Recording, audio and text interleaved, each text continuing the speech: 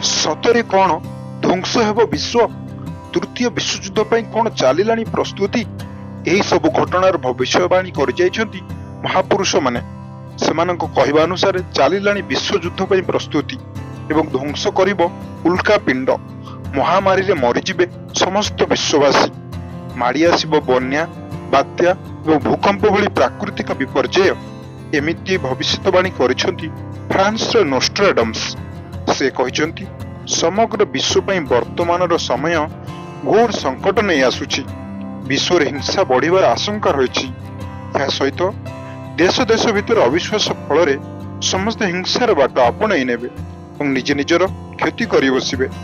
नोस्ट्राडाम्स लिखिथिबा prophecies रे से अनेक भविष्यवाणी करिसन्ति जार सत्य आज भी मध्य उपलब्ध हेउछि। चलंतु गोटी गोटी करी से भविष्यवाणी जानिबा।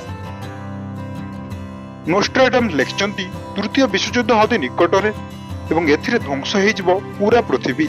से कहिसन्ति जणे व्यक्ति युद्धास्त्र धरी इटाली रे पहुंचिबे एवं युद्ध रे पूरा एशिया को चीन रा तार रासायनिक शस्त्र रे ध्वंस करिबो। एही चीन रा रासायनिक शक्ति भारत पय मध्य दुखर कारण हेबो।